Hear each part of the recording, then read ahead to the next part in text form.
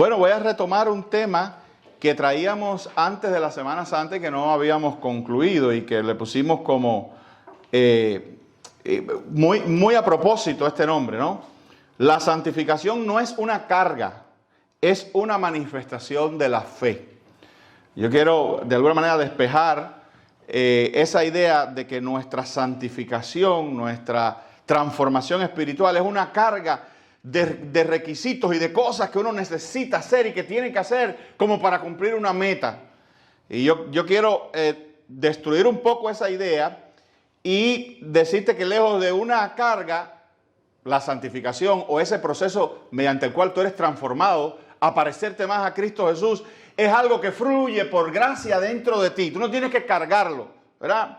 No es un peso, es una bendición que emana de tu propia fe. Es la conclusión natural de tu propia fe. Tu fe te lleva a ser más como Jesús, a ser una persona santa. Amén. Y habíamos leído Romanos 5 del 6 al 11, Romanos 5 del 6 al 11, que dice así: porque Cristo, cuando aún éramos débiles, a su tiempo murió por los impíos. Noten, eso que Cristo, cuando aún éramos débiles, quiere decir que nunca fuimos fuertes como para merecer que Cristo muriera por nosotros. O sea, Cristo murió por nosotros en nuestro peor. No que nos mejoramos un poquito y Cristo dijo, bueno, ya son aceptables, déjame morir por ellos. No, Cristo murió por nosotros, dice, cuando aún éramos débiles. ¿Débiles qué? Incapaces de salvarnos a nosotros mismos. Hay quien piensa que Él colaboró algo en su salvación. Eso no es cierto. Eso la Biblia lo destruye completamente. La salvación es algo que nosotros recibimos, dice aquí, cuando aún éramos débiles. Dice, ciertamente apenas morirá alguno por un justo. Con todo, pudiera ser que alguno osara morir por el bueno. Mas Dios muestra su amor para con nosotros en que siendo aún pecadores, Cristo murió por nosotros. Miren qué cosa tan maravillosa. Porque dice, mas Dios muestra su amor para con nosotros en que siendo aún pecadores, o sea, Dios muestra su amor para con nosotros siendo aún pecadores. Por eso, Efesios 1, y la Biblia toda se complementa, Efesios 1 cuando habla de esa maravillosa doctrina de la predestinación, dice que Dios nos escogió antes de la fundación del mundo y dice en amor. Todo lo que uno hace tiene alguna especie de sentimiento dentro, ¿verdad? Tú puedes hacer una cosa con fastidio y otra cosa con alegría. Las dos son, al final estás haciendo algo, pero a una la estás haciendo con fastidio y otra la estás haciendo con gozo. Amén. El texto dice, lo maravilloso del texto, y muchos cristianos no reparan en él, es que nos dice qué había en el corazón de Dios cuando decidió salvarte a ti. Y dice también qué había en tu corazón cuando estabas siendo salvado por Dios. Las dos cosas. Entonces dice que en tu corazón que había pecado y rechazo ante Dios, debilidad espiritual, pero en el de Dios que había amor. Entonces, el sentimiento de la divinidad cuando decidió salvarte a ti fue amor. Y entonces, casi siempre nosotros, oye esto, lo otro, lo maravilloso del amor de Dios, casi siempre nosotros entendemos amor en relación a un objeto, que casi siempre es responsable de ese amor. Fíjate esto. Una cosa interesante, esto es un poquito filosófico, pero es real. Tú le dices a una persona, yo te amo, mi amor es puro, mi amor sale de mí. Tu amor sale de él, pero es un reflejo de que esa otra persona exista, porque tú estás amando algo. ¿No te das cuenta? Hay un sentido en que tu amor está condicionado por la misma existencia de esa persona, ¿verdad? Tú la miraste, empezaste una relación y ese ser despertó en ti amor. Entonces hay un sentido en que tú amas, pero aquella persona también es responsable de tu propio amor por existir. ¿Te das cuenta? Es igual que, ay, no, pastor, a mí me gusta el helado de chocolate. Y ese es un gusto mío, puramente libre. No, no lo es. Porque te gusta el helado de chocolate porque ya tú lo probaste, ¿verdad? Su sabor inundó tus sentidos, produjo algo agradable y entonces tú escoges, si vas a escoger entre fresa y chocolate, escoges el chocolate porque es el que más te gusta. Y parece una decisión libre, pero no lo es. ¿Por qué no lo es? Porque está encadenada a la propia existencia del chocolate. Si no existiera el chocolate, tú no. Etc. Ahora, pastor, ¿a dónde te va con esto? Que el amor de Dios, Dios especifica que sale de él. Puro y libre. Es como si dijéramos, Dios te amó porque te amó y no hay más respuesta para eso. Nadie puede decir, no, Dios me amó porque yo era más lindo. No sé, hay gente muy fea que Dios los ha amado. ¿Ya? No, Dios me amó porque yo era más inteligente. No, dice la Biblia que a lo vil y menospreciado del mundo escogió Dios. ¿Verdad? La Escritura dice que el amor de Dios es de origen. Sale de Él hacia ti. Y es un amor que fluye hacia lo que no es amable, porque Dios es santo. Y dice que éramos pecadores, dice que éramos débiles, dice que estábamos muertos en delitos y pecados, etcétera, etcétera.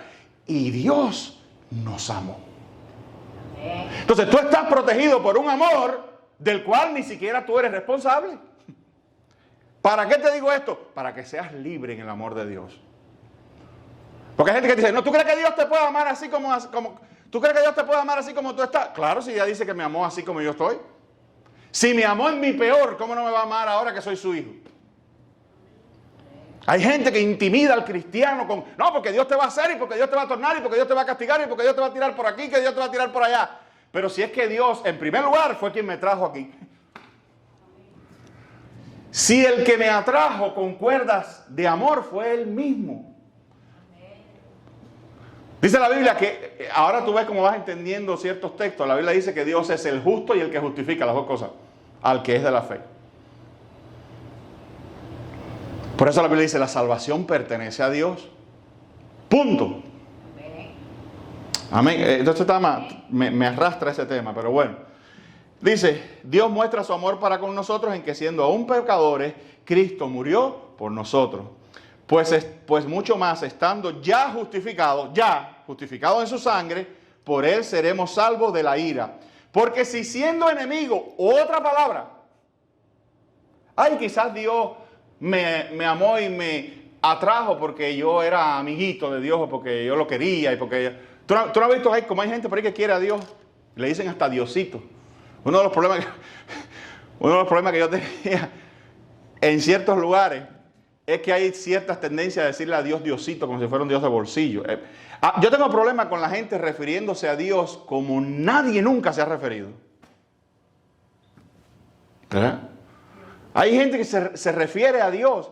Dios, óigame hermano, los judíos para mencionar el nombre de Dios lo decían con temor y cuando lo iban a escribir había que mojar la tinta otra vez. No se podía poner Dios con tinta vieja. Si tú estabas escribiendo y llegabas al nombre de Dios, tenías que volver a mojar la tinta porque ese nombre tenía que salir perfecto. Dios te ama. Pero Dios es Dios y yo no lo soy. ¿Verdad? O sea, hay gente que tiene esa mala costumbre de referirse a Dios como nadie nunca se ha referido.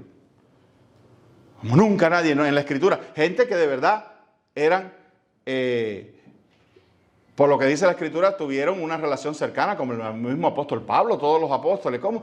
Nosotros tenemos que aprender de ellos. La Biblia dice que nuestra fe está fundada sobre la fe de los apóstoles y profetas. Entonces nosotros no estamos aquí para estar inventando vocablos y cosas que ni aquellos que caminaron con Él lo usaron jamás. Y yo no estoy diciendo que uno no tenga palabras amorosas y dulces para Dios. Claro que sí. Claro que sí. Eso es parte de la devoción. Pero no estés llamando a Dios como nadie lo llama. Sobre todo, hoy en día tú encuentras que este es el tema donde voy. Hay mucha gente que se cree, que siente que están cerca de Dios porque yo creo a Dios a mi manera, pero yo no me meto con la religión, ¿sabes? Yo respeto a Dios, pero yo no tengo que ir a la iglesia ni hacer nada de lo que Dios dice, porque yo creo a Dios a mi manera. Amén. Y eso es lo que quizás tú puedes decir, bueno, eso es un amigo de Dios, ¿verdad? Una gente que es, quizás no amigo, pero es una gente que es amistosa hacia Dios. Pues bueno, dice la Escritura, que aún siendo enemigos, que aún siendo enemigos. ¿Te das cuenta, hermano? Esto no nos lo ganamos. Esto es, por eso se llama por gracia. ¿Qué es gracia? Gracia es un regalo. Dice, porque si siendo enemigos fuimos reconciliados con Dios por la muerte de su Hijo, mucho más estando reconciliados seremos salvos por su vida. Y no solo eso, sino que también nos gloriamos en Dios por el Señor nuestro Jesucristo, por quien hemos recibido ahora la reconciliación. Yo no me voy a detener otra vez en las cosas que ya dijimos, ¿no? Yo creo que hemos dejado bastante claro que la salvación es de Dios, ¿verdad? Que Dios te reconcilió cuando eras débil, cuando eras enemigo, dice por acá, cuando estabas muerto en delitos y pecados, etc. Ahora, la otra parte de este sermón tiene un poco más que ver con tu vida, con la vida cristiana. Y yo quiero decirte algo, voy a empezar por esto. La vida cristiana se vive por la misma gracia que nos salvó. ¿Qué quiero decir con esto? Nosotros no recibimos la salvación por gracia y la santificación arréglatela como puedas. ¿Escuchaste? Yo quiero someter a ti que son partes de una misma cosa. La salvación trae incluida, por eso digo que no es una carga, la salvación por naturaleza. ¿Qué son cosas naturalezas? Cosas que vienen en nosotros ya, ¿verdad? Que no hay que forzarla, no hay que, por ejemplo, a mí nadie me tiene que forzar para que crezca, a mí nadie me tiene que forzar para que coma, o a mi corazón nadie lo tiene que forzar para que lata, eso está en mi naturaleza, ¿verdad? La santificación es algo que emana de la fe.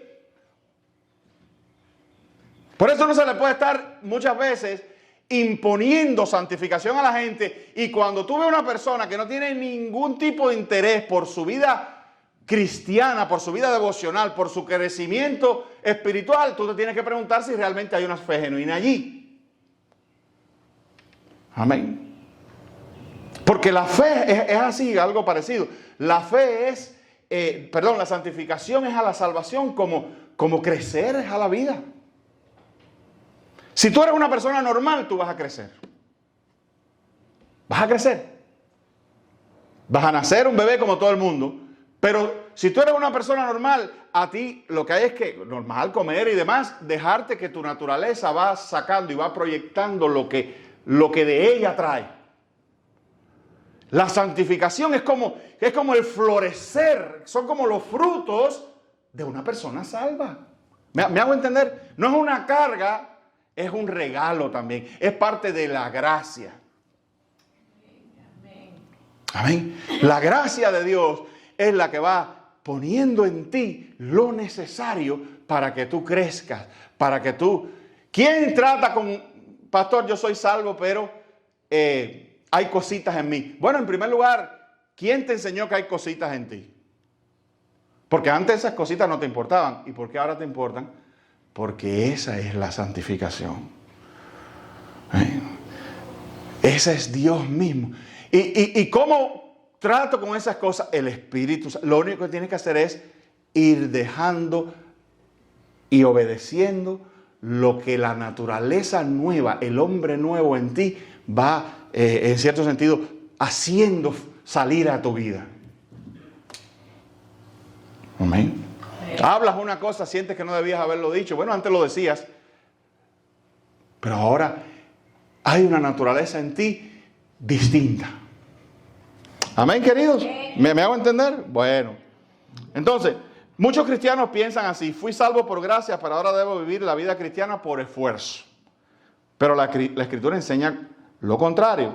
Mire lo que dice. Este es un texto bueno, lo hemos leído muchas veces aquí. Este es un super texto.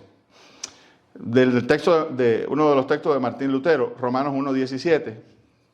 Dice Romanos 1:17: porque en el Evangelio la justicia de Dios se revela por fe y para fe, mas el justo por la fe vivirá. Noten que el texto no dice el justo empieza por la fe y ya, ahora viene el esfuerzo.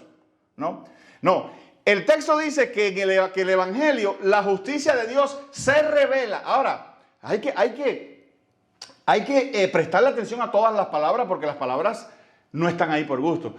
¿Tú sabes lo que es revelar? No, revelar es descubrir algo. Cuando tú revelas algo es que algo que está velado lo sacas a la luz pública, lo muestras, ¿no? Entonces, el texto dice, porque en el Evangelio la justicia de Dios se revela por fe. Y la pregunta es, ¿se revela a quién? La justicia de Dios se revela, se muestra, se enseña, se descubre. ¿A quién? Porque no es que Dios dijo, a ver, universo, vengan acá, voy a mostrarle algo. No. Ese texto lo que quiere decir es que la comprensión, el entendimiento, la revelación del método de salvación de Dios es revelado a ti. Por fe. Amén. Entonces, Dios te enseña. De hecho, hay un texto que dice, y serán todos enseñados por Dios. Dios te enseña por revelación, descubre cómo es que Él salva a ti. Y la Escritura dice que eso es Dios mismo quien lo hace. Que Dios es quien despierta tus sentidos, tus entendimientos, tu corazón, para que la fe pueda apropiarse de Jesús. Y creer en Jesús. Entonces dice, ¿cuál es la evidencia de esa revelación? La fe. La fe que surge en ti, la atracción hacia Jesús que surge en ti, el interés en las cosas de Cristo que surge en ti, la conciencia de pecado, la necesidad de arrepentimiento, etc. Todo eso son Dios revelándote el cómo de la salvación. Pero el texto dice más. El texto dice que en el Evangelio la justicia de Dios se revela por fe, ese es el principio, y para fe, esa es la continuación. ¿Qué es lo que Dios sigue revelando en tu vida? Cómo se vive la fe. Él no te va a abandonar en eso.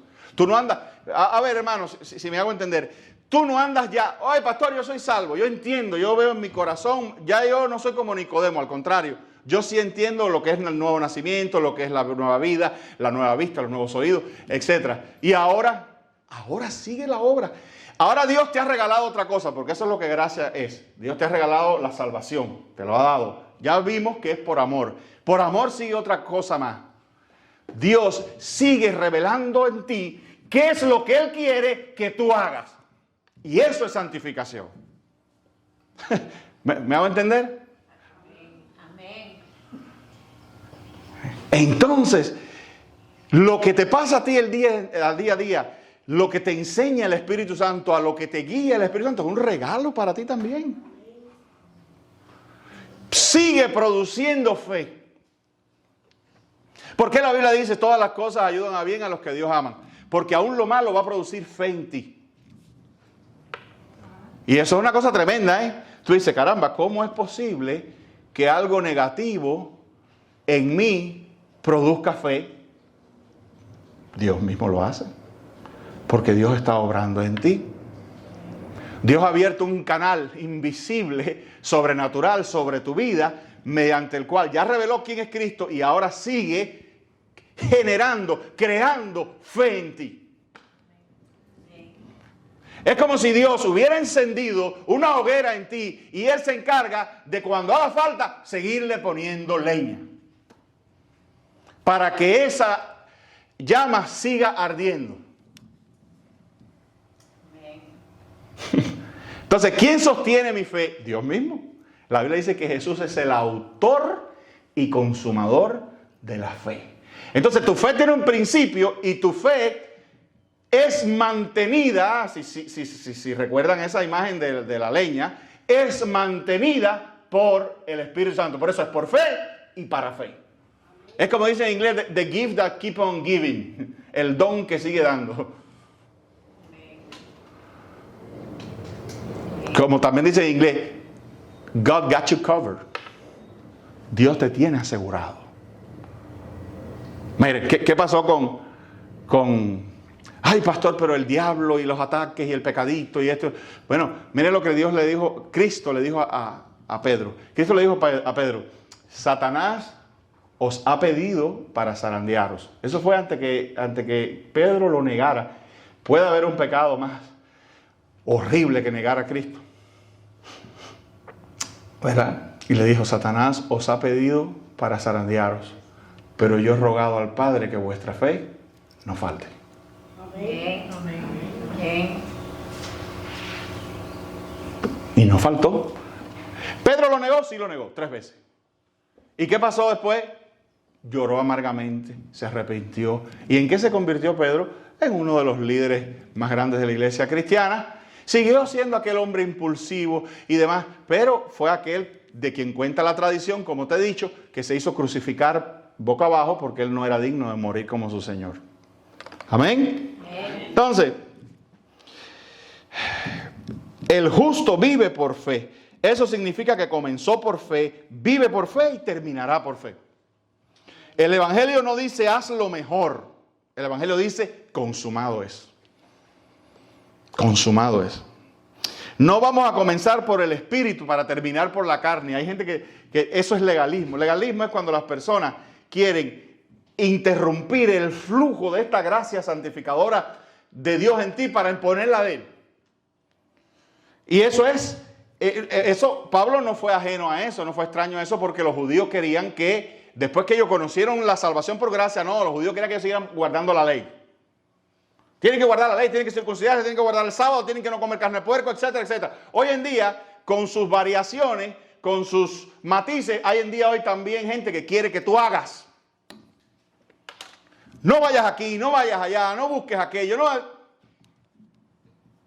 Y yo no digo que haya reglas saludables, pero todos, y los líderes principalmente, uno como pastor, a veces tiene que quitarse un poco del medio para que la gracia de Dios continúe provocando la fe que necesita producir en una persona. Y a veces eso, pues, es permitir que algunas personas o algunos hermanos se quemen con el fuego para que entiendan que el fuego quema. Pero todo eso viene de Dios. La disciplina viene de Dios. Pastor, pero ahora usted me está diciendo que el justo vivirá por fe. La disciplina es parte de la fe. Amén. Amén. Que el Padre discipline es parte de la fe. Dice que da fruto de justicia, o sea, fruto de salvación en los que ellos han sido ejercitados en cuanto a la disciplina. Amén. Gálatas 3:3 dice, tan necios sois, habiendo comenzado por el Espíritu, ahora vais a acabar por la carne. Si empezaste por la fe, ¿por qué te vas entonces para la ley? Amén. Tú has sido libertado. Pero pastor, yo necesito una ley. Este es el problema otra vez. El asunto es que si tú tienes el Espíritu Santo dentro de ti, que fue el que inspiró la ley, la única ley que tú necesitas es la de Dios en tu corazón. ¿Y cómo voy conociendo, digamos, la letra fina de la ley de Dios? Bueno, ahí está la Escritura. Ahí están los dichos de Jesús. Amén. Un cristiano no roba. ¿Por qué no roba? Porque lo dicen los 10 mandamientos. Un cristiano no roba porque lo dice Dios. Y Dios vive en mí. Y no puedo robar. Amén. No puedo robar. Eso decía Juan. Juan decía que la simiente de Dios permanece. O sea, como el ADN de Dios está en uno. Y entonces uno no puede hacer lo que no es de la naturaleza de uno. El problema es que el cristiano tiene una lucha de naturaleza contra lo que es mal. Que antes no la tenía. Eso también es una dádiva de Dios. Amén, hermanos. Hay tantas cosas que decir. Filipenses 2, del 12 al 13 dice, por tanto, amados míos, como siempre habéis obedecido, no como en mi presencia solamente, sino mucho más ahora en mi ausencia, ocupaos, oye este texto, ocupaos en vuestra salvación con temor y temblor, porque Dios es el que en vosotros produce así el querer como el hacer por su buena voluntad. Amén. Por cierto, déjeme, yo he dicho eso otras veces. Hay una increíble no diría falsificación, porque yo sé que hay gente que no lo hace con mala intención, pero hay gente que no ha leído bien este texto y lo dice mal. ¿Verdad? No digas como eso, porque hay gente que dice, no, el texto, hay un texto que dice, cuida tu salvación con temor y temblor. El texto no dice cuida tu salvación con temor y temblor, aunque hay que cuidar la salvación. El texto dice, ocupaos en vuestra salvación con temor y temblor. ¿Ocupado en qué cosa? O sea, ¿en qué cosa me debo ocupar? ¿En qué cosa debo trabajar? Que es otra variante, un sinónimo. En lo que va a decir el texto después. En las cosas que Dios produce en mí para querer y para hacer. En otras palabras, el texto se cierra con la obediencia. Ocupaos en vuestra... Esa es la santificación. Ocupaos en vuestra salvación con temor y temblor, porque, escucha, Dios es quien produce en ti el querer como el hacer. Esas son las cosas en las que yo me debo ocupar.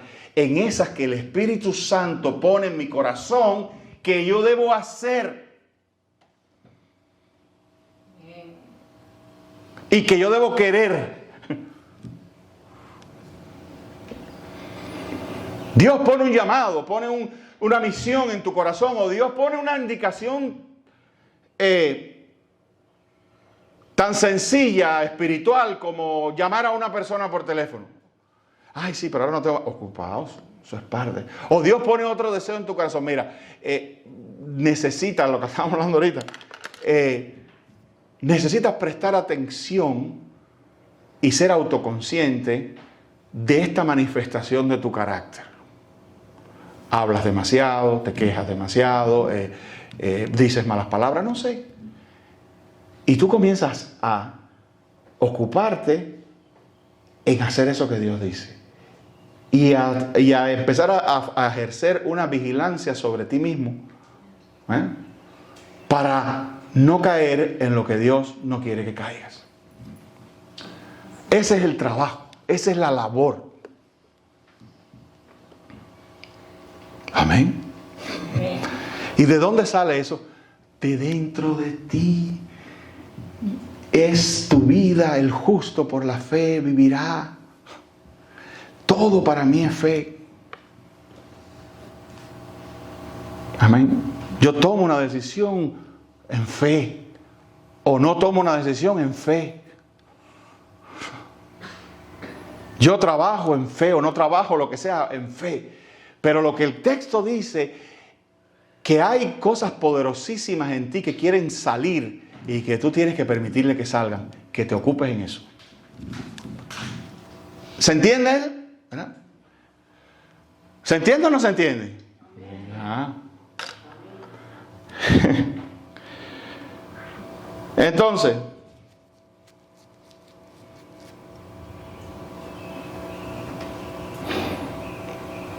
la santificación no ocurre solo en momentos espirituales grandes. Ocurre en cosas muy ordinarias. En el próximo lunes, en la próxima tentación, en la próxima preocupación, en la próxima discusión. ¿Escuchaste? Te lo repito. La santificación no ocurre solo en momentos espirituales grandes.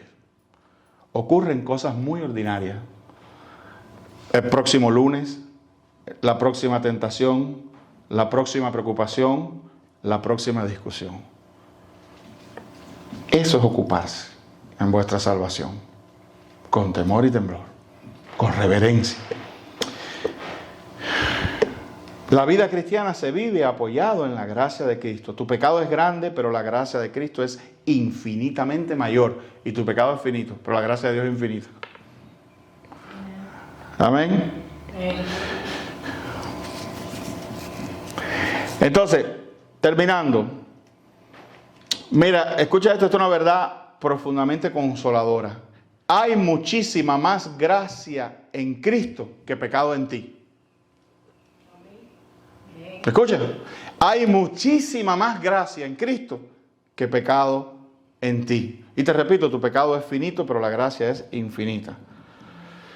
Y esto significa, esta frase se la copié al pastor Doug Wilson. Dice, te quedarás sin pecado antes de que Cristo se quede sin gracia. Entonces, eso no es para todo el mundo, eso es para ti. No andes repitiéndole eso al mundo. Como la gente que dice, ay, es que todos los hombres son hijos de Dios. No, todos los hombres no son hijos de Dios. Todos los hombres son criaturas de Dios. Hijos de Dios es otra cosa. Amén. Te quedarás sin pecado ante que Cristo se quede sin gracia. Si estás en Cristo, el juicio final ya ocurrió. Y Cristo lo ganó por ti. Amén. Dice Romanos 8:1 y con este texto termino. Ahora pues, ninguna condenación hay para los que están en Cristo Jesús. No estás esperando saber cuál será el veredicto. En Cristo ya lo sabes. Ya esto se definió. Amén. Ya esto se definió. Bueno, vamos a dejarlo ahí. Y espero que esto produzca en ti un cambio de visión sobre la santificación como algo que está allá afuera que tengo que hacer. Más bien es como algo adentro a lo que tengo que responder. Responde al Espíritu Santo. Responde a la naturaleza santa de Dios que quiere como un botón que quiere abrirse en una flor, que quiere abrirse en ti, que quiere germinar en ti, en tu carácter, en tus hábitos, en tus pensamientos. Responde a eso porque ese es, y eso es un regalo. Ser mejor es un regalo que Dios te ha dado. ¿Tú te imaginas cuánto paga la gente por ir a un psiquiatra para que el psiquiatra lo acomode un poco? Y a veces no lo logra. Y tú tienes un regalo de completa paz, de sanidad, de potencialidades psicológicas, si quieres llamarlo, que están en ti. Pero haz lo que Dios dice. ¿Te das cuenta ahora por qué ese texto que dice Cristo, que dice que aprended de mí que soy manso y humilde de corazón porque mi yugo es ligera, y dice, y hallaréis descanso para vuestras almas? Amén. Entonces, aprendamos de Él y sus enseñanzas están en nuestro corazón, están en nuestra vida, dedicadas por Dios a través de un libro y a través de un garante interno que es el Espíritu Santo. Que Dios nos bendiga, hermanos.